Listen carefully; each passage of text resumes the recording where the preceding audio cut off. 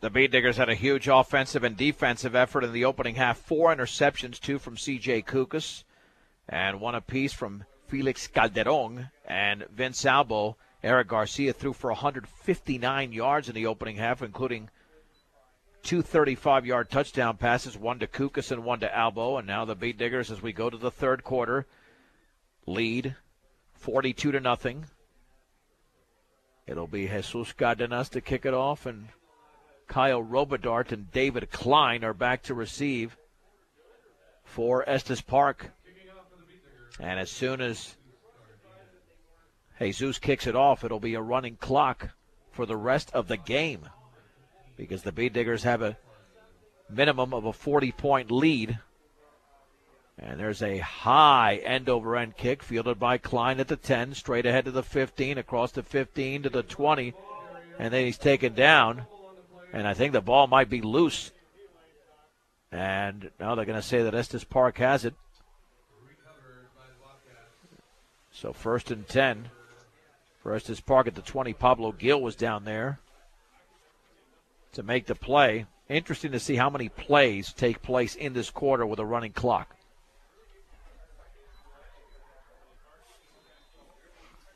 First and 10 at the 20-yard line.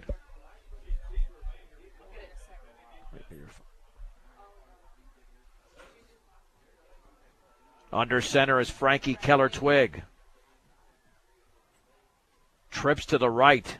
One receiver to the left. And there is the pitch right to Robidart across the 20, running right to the 25. And then he fumbles the ball out of bounds, but close to a first down at the 29-yard line.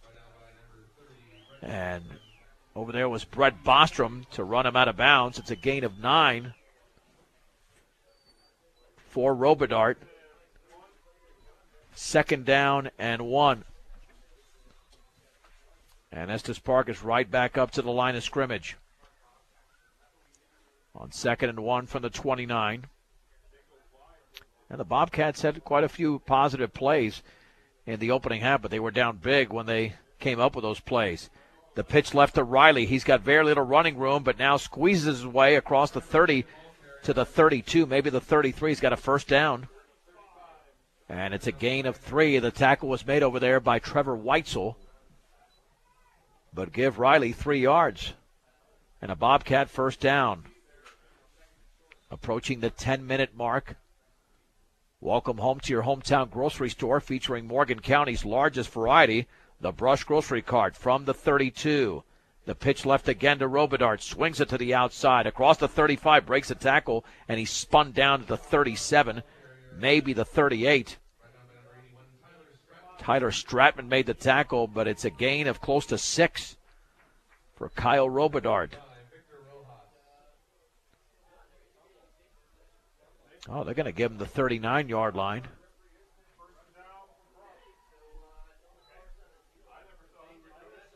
Oh, the Beat Diggers, I guess, recovered the fumble. I didn't even see that one. All right, Brush has the football. And I think I heard Victor Rojas' name being called, that he recovered the fumble. So the Beat Diggers have the football at the 39-yard line of Estes Park. I mean, I never saw that ball dislodged. 1st and 10, Tormolen, the quarterback. Handoff left side to Carter. Breaks a tackle at the 35, and he's down at the 31. Gain of close to 8. Tackle was made by Ty Holler, the 6'2", 170-pound junior linebacker. 2nd down, and we'll call it 3 as the ball is marked down at the 32. Pablo Gil comes in with play instructions. So with this running clock, we've run 4 plays and have played nearly 3.5 minutes of the quarter. On 2nd down and 3 from the 32 with a back split, Tormolen is going to hand it off to the deep man running left. That's Chris Lee, and he's taken down in the backfield for a loss by Sam Keller-Twigg. Loss of half a yard, so it'll be 3rd down and a long 3.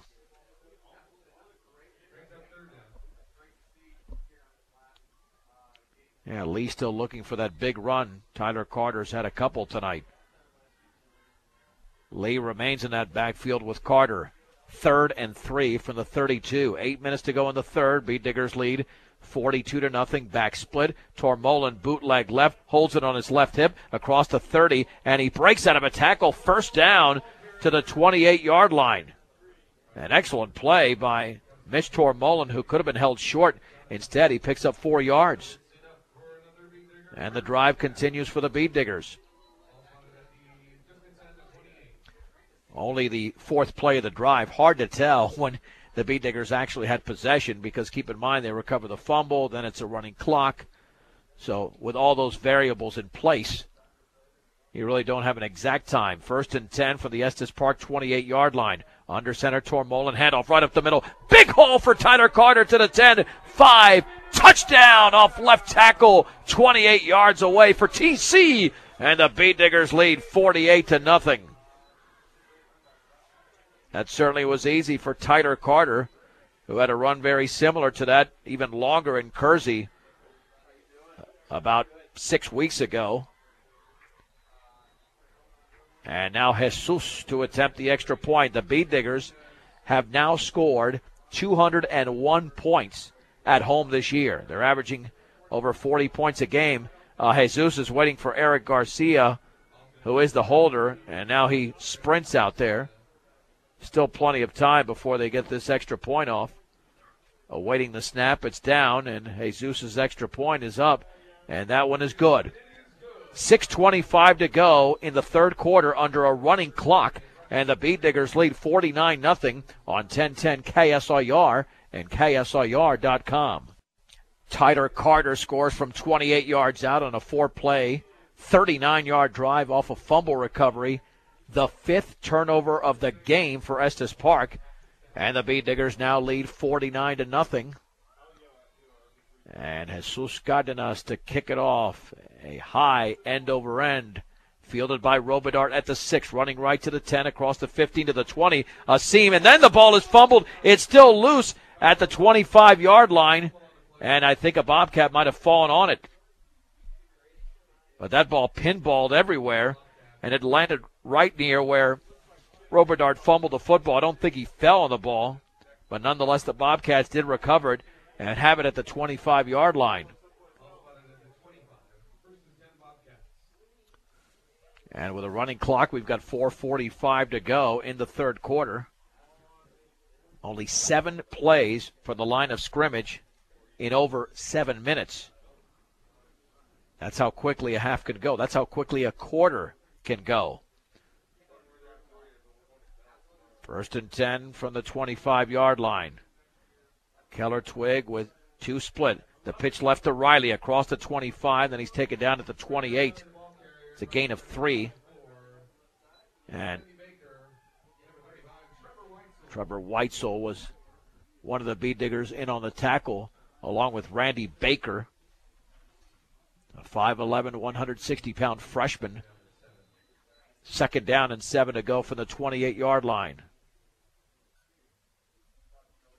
The Beat Diggers have registered 2 shutouts at Beat Digger Stadium this season. See Mike Boehm at the Farmers Insurance Group, 216 Edison Street in Brush. That's the Farmers Insurance Group. And the pass over the middle is caught by Sam Keller Twig, close to a first down. He's brought down at the 35-yard line. Gain of 7 on the play. Baker made the tackle. Not sure if they'll measure here. It's going to be short of a first down. Ball's actually placed just past the 34. It'll be 3rd and less than a yard to go for Estes Park. 3:19 to go in the third, clock running. Beat Diggers lead 49-0. 6 touchdowns in the opening half. Then Tyler Carter scored from 28 yards away moments ago on 3rd and less than a yard. Bobcats more than likely will run, but they had movement. They had movement from the left tackle. That's going to cost them 5 yards. So now it's going to be 3rd and a long 5, and that ball will be placed just shy of the 30-yard line. And again, even with penalties, that does not stop the clock. It'll just keep moving. So we've had just 9 plays from the line of scrimmage in this third quarter, and we're under 2.5 minutes to go. on 3rd down and 5 to go from the 30. Keller Twigg rolls to his right, stops, throws, passes, dropped underneath at the 34-yard line, in and out of the hands of Ty Holler. And on the coverage for the Bead Diggers, knocking that ball away at the last second was Weitzel. But that should have been caught. Had he hauled it in, it probably would have been a first down. Now, Sam Keller Twigg is out to punt for Estes Park. Let's see who's deep to receive. Looks like Brett Bostrom for the Bead Diggers. Keller Twigg has the ball bounced to him and has it blocked! And the ball is blocked. It's inside the 10-yard line. Bead Diggers are going to fall on it at the 5. So Brush has great field position. And Randy Baker was the one who came through and blocked the Keller Twigg punt. 1st and goal at the 5 for the Bead Diggers. What an outstanding play.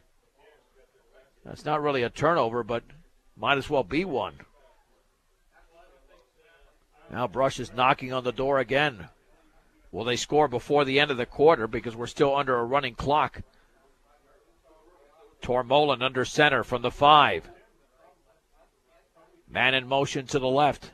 That's Bostrom. There's the handoff to Lee right up the middle. Drives towards the goal line, and he's going to be just short. He's down at the 1. Or the 1.5. Tackle made by Jonathan Santana. And Kyle Robidart in on the play as well. 2nd down, they'll mark it at the 2, so 3 yards on the carry for Lee. This will be the final play of the 3rd quarter, regardless of what happens, because we're inside of 30 seconds to go. 2nd and goal from the 2. Tormolen is going to hand it off on the right side. That's going to be a touchdown for Chris Lee. He's into the end zone, and the Bead Diggers now lead 55-0. So Lee becomes, I believe, the 6th different Bead Digger to score tonight. Yeah, I've got to go through that math again. Kukas has 2 touchdowns. Morrow with 2. Albo, Seawald, Carter, and Lee. So that would be 6. And now the Bead Diggers look like they're going to go for 2, even though time is out. Time is expired, that is. And there's the give right up the middle. Flag is down. And going nowhere is going to be Trevor Blake, which means the 2-point conversion is no good, and that's against the Bead Diggers. Then Estes Park would decline it. And Brush would carry a 55-0 lead going into the 4th quarter. All right, we'll take a break with the Bead Diggers up 55-0 over Estes Park, as the Bead Digger penalty is going to be declined. Not enough men on the line of scrimmage. You're listening to 1010 KSIR and KSIR.com.